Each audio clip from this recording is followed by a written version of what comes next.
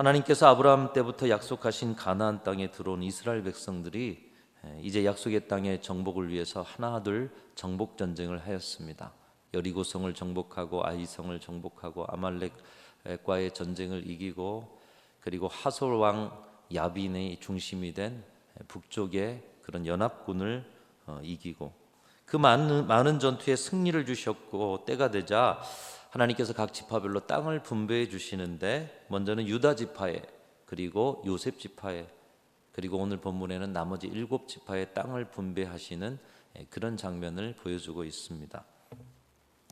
이 시대에 거룩하게 구별되어야하는 하나님의 백성의 공동체, 여러분, 우리는 하나님의 그 은혜 가운데 세상과 다른, 하나님이 거룩하니 너희도 거룩하라는 거룩한 백성의 공동체로 이 자리에 모여 있는 줄로 믿습니다. 더불어 이 세상 사람들과 달리 우리는 사단과의 영적 싸움을 하는 하나님의 군대로 이 자리에 모여 있는 줄로 믿습니다. 하나님의 백성의 공동체로, 하나님의 군대로 새 시대 새 역사를 열어가기 위해서 하나님 말씀을 통해서 우리에게 어떤 지혜의 음성을 들려주고 계십니까? 첫 번째로, 가정이나 교회나 새로운 역사를 써가기 위해서는 공동체 안에 생겨나는 부정적 영향력을 잘 분별하고 단호하게 그것을 떠날 때 새로움이 시작될 수가 있는 것입니다. 부정적인 영향력들이 있을 때 그것을 분별할 수 있어야 하고요, 그것을 떠날 때 우리는 과거의 여러 가지 일들과 어둠에 머무는 것이 아니라 새로운 역사를 써갈 수가 있다는 것입니다. 오늘 말씀 1절을 보면 여호수아는 실로라는 곳에 온 이스라엘 백성들을 모읍니다. 그리고 그것에 회막을 세우고 또 앞으로의 미래와 앞으로의 신앙의 전초기지로, 또 전쟁의 전초기지로 삼는 것을 볼 수가 있습니다. 이전의 전초기지, 이전에 이스라엘 백성들이 모여서 함께 전쟁의 여러 가지 것들을 준비했던 곳은 길갈입니다. 여러분, 길갈하면 생각나는 것이 있죠. 12돌이 생각나셔야죠. 이 12돌은 요단강이 갈라지고 마른 땅을 걷고, 그 요단강 중심에 언약궤를 메고 있는 제사장들이 서 있는 그곳까지 지파별로 한 사람씩 가서 증거의 돌로 가져와 가지고 세운 곳. 하나님이 요단강을 가르셨다, 하나님이 행하시면 역사가 일어난다라는 그 증거의 돌, 12개의 돌이 서 있는 곳이 길갈이었습니다. 하나님이 하신 일을 기억하고 그 증거비를 세운 곳, 그래서 하나님의 인도하심을 확신하면서 약속의 땅을 정복하고자 하는 전의를 불태우며 재충전했던 곳, 바로 그곳이 길갈이었다는 것이죠. 무엇이든 처음은 의미가 깊은 것 같습니다. 우리 교회도 처음 교회로서 그 의미를 가지고 있지 않습니까? 그래서 가나안 땅에 들어가서 처음 정착하고 전투기지로 삼은 이 전초기지가 길갈인데, 그 중요한 장소 길갈, 그런데 그곳을 뒤로 하고 오늘 새로운 장소 실로로 자리를 옮겼다는 것입니다. 현실적인 이유는 실로가 가나안 땅 중심부에 위치해 있어서 이제 가나안 남쪽 정복의 전쟁이 끝나고 전 지역으로 확장되었기 때문에 그 중심지로 이동하였다라는 현실적인 이유가 있었습니다. 하지만 실로가 아무리 좋은 지형이었다고 할지라도 길갈을 포기하고 실로로 중심지를 옮긴다는 것은 쉬운 일이 아니었습니다. 무엇보다 지금 가나안 땅에서 전쟁 중 아니었습니까? 중심 기지를 옮긴다는 것은 자칫 혼란을 일으키고 또 많은 생각의 차이로 분열의 씨앗이 될 수도 있는 문제였기 때문입니다. 오늘날도 국가 정책의 중요한 장소나 시설 이전 문제를 가지고 여러 가지 갈등이 일어나는 자리를 볼 수가 있습니다. 최근까지 부산으로 옮긴 해수부나 여러 가지 또 청와대에 관련된 일들, 사람마다 보는 관점이 다르죠. 수많은 이권과 입장들이 충돌하고 막대한 비용이 드는 이 위험한 일, 여러분 여호수아 시대도 마찬가지였을 거예요. 길갈에서 실로로 옮겼다. 우리가 말씀에 집중하시면 좋겠습니다. 오늘날 어디에 정부 기관을 옮겼다는 건, 이것은 여러분에게 느끼게 하기 위해서 말씀드린 거고요. 길갈에서 실로로 옮긴 것이 그만큼 어려운 일이었다라는 거예요. 오늘 우리는 본문의 1절에 스쳐 지나가는 문제지만 작은 문제가 아니었습니다. 지난주에 함께 나눈 요셉 지파의 불평이 그것입니다. 과거와 현재에 이르기까지 가장 영향력 있고 솔선수범이었던 요셉 지파가 약속의 땅의 전쟁에 도전하기를 꺼려합니다. 불평하는 모습을 보입니다.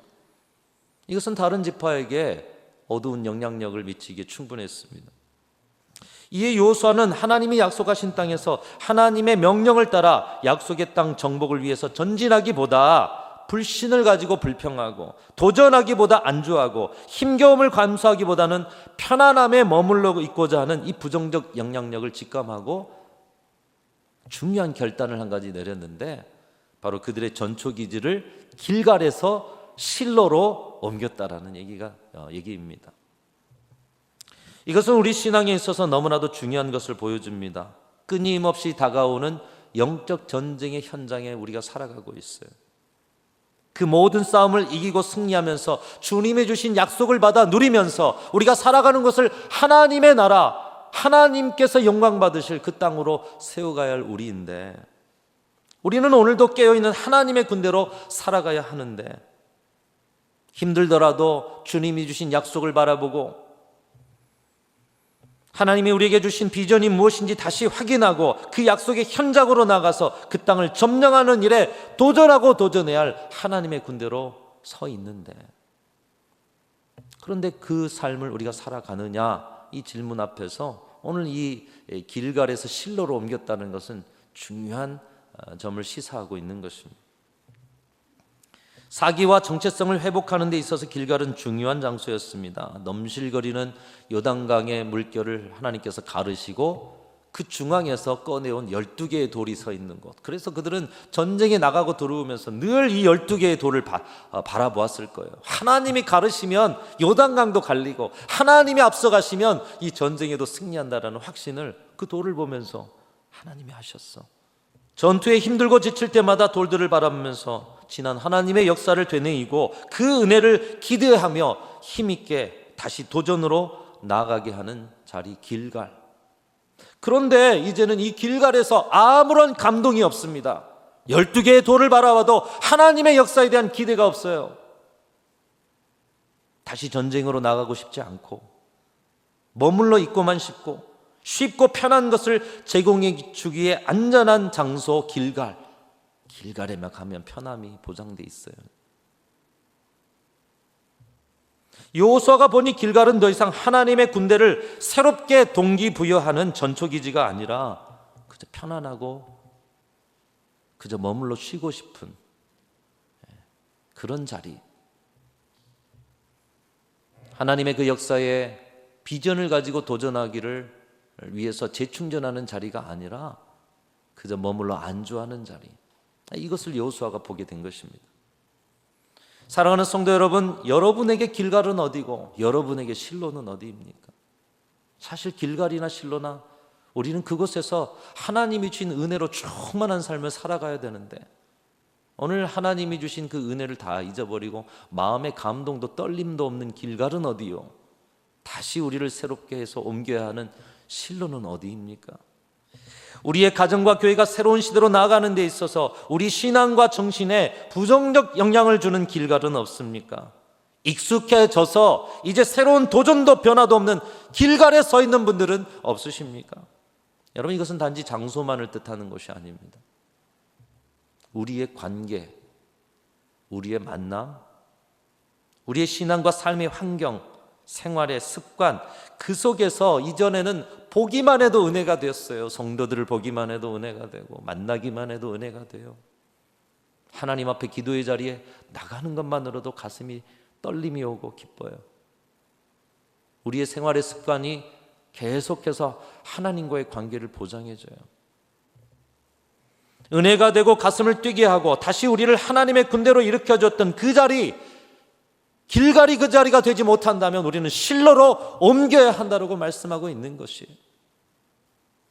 지금 길갈이 그곳이라면 다행입니다만은 그렇지 못하다라면 주님은 길갈에서 실로로 나아가라고 우리에게 말씀하고 계시는 것입니다. 거룩한 하나님의 사람, 하나님의 군대로서 이 부정적 영향력을 끊어내고 다가오는 모든 가나안의 영적 전투에 승리하기 위해서, 그 새 시대를 써가기 위해서 여호수아가 길갈에서 실로로 옮기는 이 위험한 결단을 하게 되었다라는 것입니다. 그런데 이 명령을 우리에게도 주고 계시는 거예요. 120년을 보내고 새 역사를 쓰고 싶은가? 2026년이 새로운 한 해가 되기를 원하는가? 그렇다면 우리를 날마다 새롭게 하시는 하나님을 만나고 생동감 넘치는 오늘 공급해 주신 은혜를 오늘도 누리고, 우리를 역동케 하는 비전이 꿈틀거리게 하는 그런 장소, 그런 사람, 그런 관계, 그런 환경, 그런 습관의 자리, 실로로 나아가라고 주님께서는 우리에게 말씀하고 계시는 것이에요. 사랑하는 성도 여러분, 길갈에 멈춰서 있지 마시고 실로로 나아가셔서 새로운 역사를 써가시는 귀한 성도들과 우리 교회가 되시기를 주님의 이름으로 축원합니다. 마음에 뜨거움이 없어요. 감동이 없어요. 떨림이 없어요.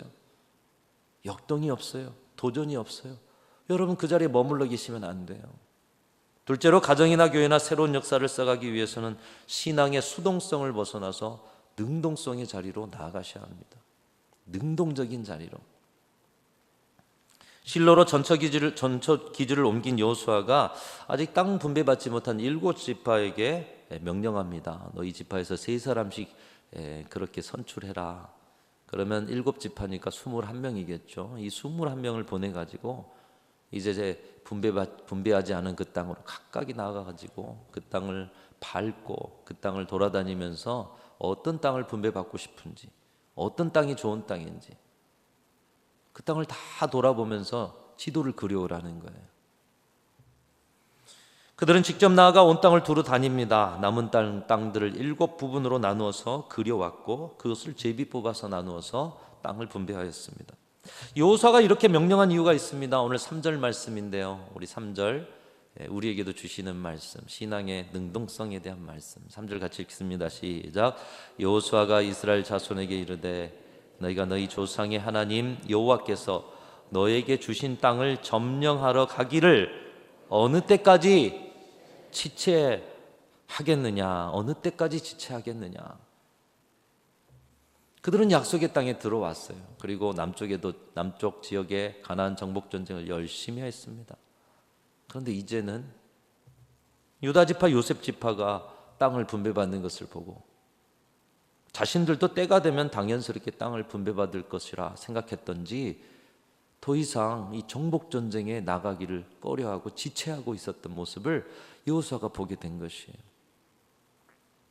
그러나 하나님의 약속은 그저 가만히 앉아 있으면 하늘에서 뚝 떨어지는 것이 아님을 보여주고 있습니다. 여러분의 가정과 인생과 우리 교회에 주신 약속이 있으십니까? 연초부터 새벽마다 그리고 다시 여호수아를 묵상하면서 여러분에게 주신 약속이 무엇인지를 먼저 확인하셔야 한다라고 말씀드렸어요. 그 약속이 있으십니까? 근데 그 약속을 하나님이 주실 때 그냥 위에서 뚝 떨어뜨려 주시는 것이 아니라는 것이에요.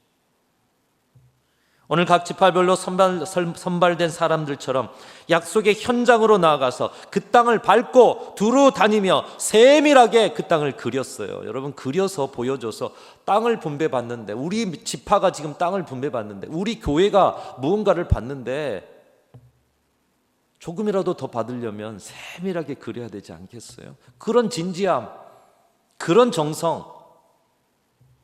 정성으로 세밀하게 그려가지고 그 기대를 가지고 여호수아 앞으로 나왔어요. 나왔다는 말은 뭐죠? 그 지도를 하나님께 드리고 또 그 지도를 제비 뽑아 받았기 때문에 하나님 이 땅에서 좋은 땅 우리에게 주십시오. 주님 앞에 나왔다는 게 뭐예요? 기도를 드렸다는 얘기가 아니겠습니까?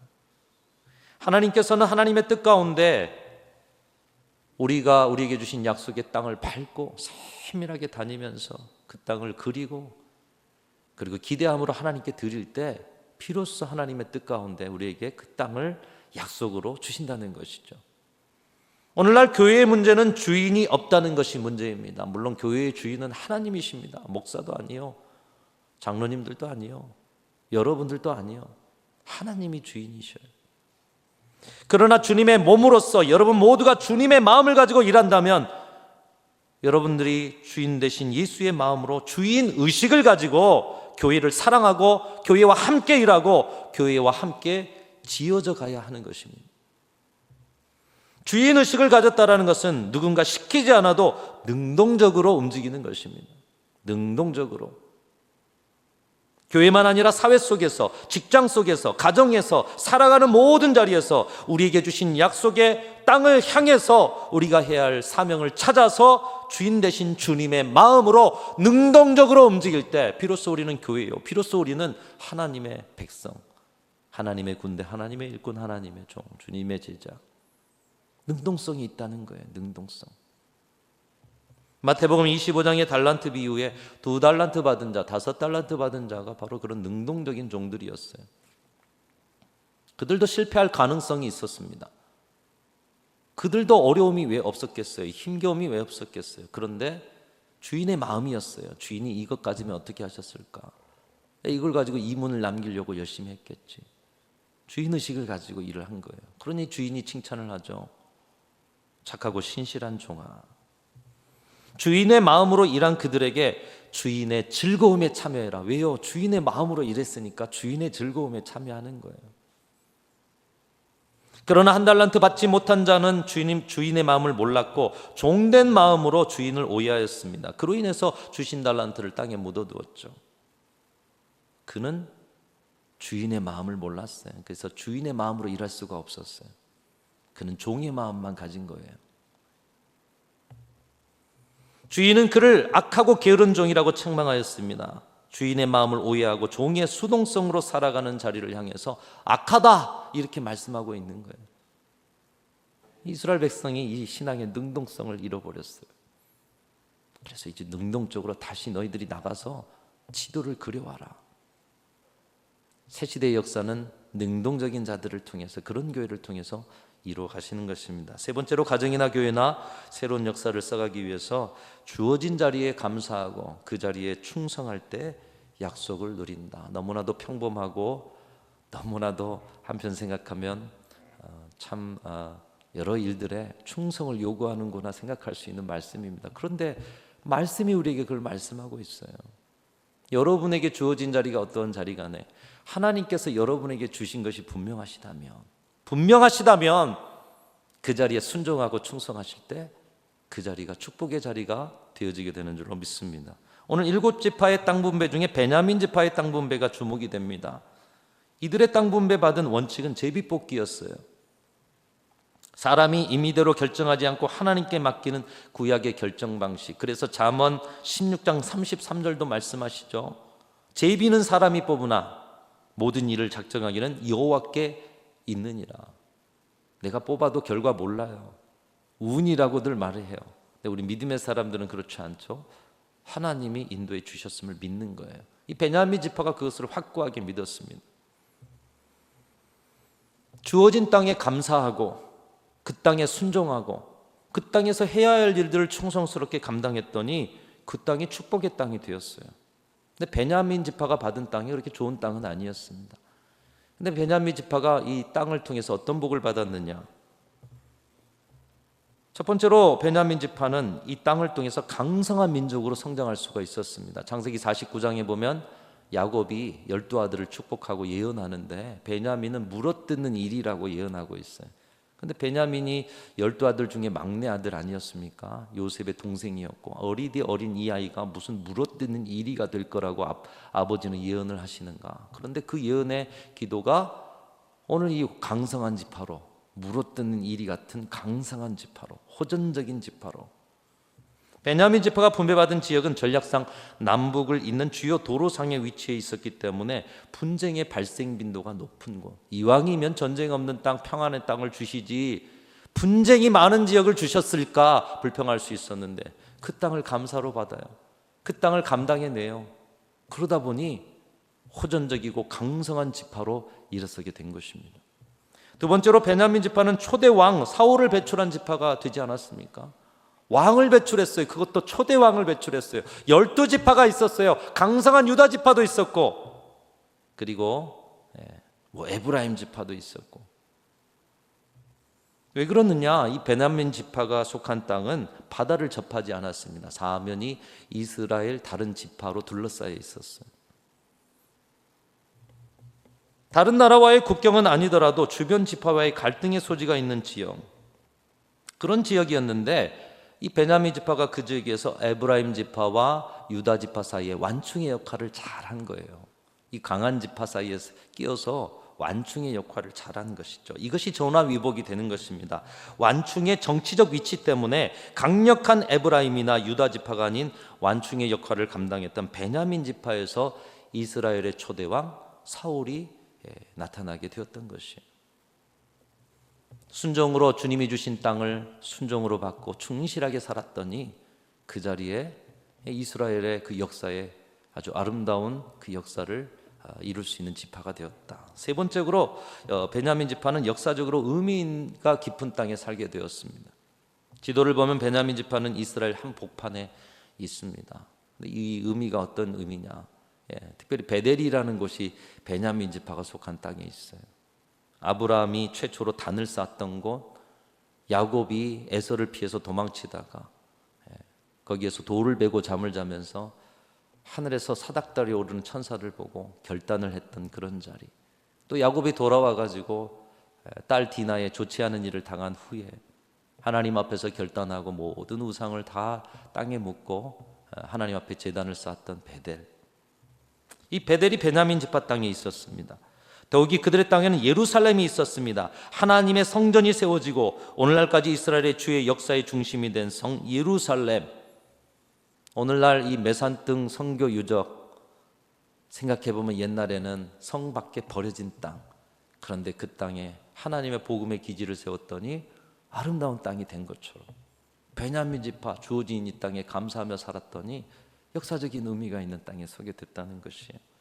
그러나 이 모든 것을 불평거리로 본다면 한없이 불평스러운 것이었습니다. 산악지대가 많은 땅을 주시고 주변에 다른 민족이 아닌 이스라엘 지파가 있어서 영토 확장도 못하는 땅을 주셨고, 갈등이 많은 분쟁의 땅을 주셨고, 생각하면 할수록 불평거리가 많은 땅이었습니다. 요셉 지파처럼 불평할 수 있는 그런 자리에 그들은 위치해 서 있었다는 것이에요. 그러나 모든 것을 하나님의 섭리로 받아들이고 연약한 자신의 지파에게 주신 그 땅을 감사하면서 그 땅에서 하나님께 충성하는 마음으로 모든 것을 받아들이고 순종하고 신실하게 살았더니 후세대에 더욱 왕성한 지파로 성장시켜 주실 뿐만 아니라 놀라운 역사의 중심에서는 그런 지파가 되게 되었다는 것입니다. 사랑하는 성도 여러분, 여러분이 지금 서 있는 자리에, 그 자리에 있는 것, 여러분이 지금 받으신 사명과 직분의 자리, 때론 마음에 들지 않는 여러분 자신, 그리고 가정과 인생의 여러 약함, 모든 것들이 한편 불평의 거리가 될 수가 있습니다. 그러나 그 모든 것을 주신 분이 하나님이신 것으로 믿고 감사하면서 하나님의 섭리로 여기고 서 있는 자리에서 순종과 신실과 감사로 충성으로 나아갈 때 오늘 베냐민 지파와 같은 놀라운 은총과 축복을 하나님께서 여러분에게 주시고 새로운 시대의 역사를 써가는 그런 은혜를 여러분을 통해서 이루어가 주실 줄로 믿습니다. 이것을 믿고 주님의 인도하심을 따라 새 역사, 새 시대를 열어갈 때 우리 하나님의 백성의 공동체 이스라엘 민족이 그 새 역사의 모든 조건들을 하나하나 갖춘 것처럼 우리 순천중앙교회와 여러분의 가정과 인생은 새 역사를 향한 그런 준비가 온전히 되어서 하나님이 여러분을 통해서 일하시는 그 은혜를 누리고 그 누리고도 남는 은혜를 경험하게 될 줄로 믿습니다. 오늘 주신 말씀 따라서 여러분은 모든 자리에서 새 역사를 써가는 우리 교회와 성도들이 다 되시기를 주님의 이름으로 축원합니다.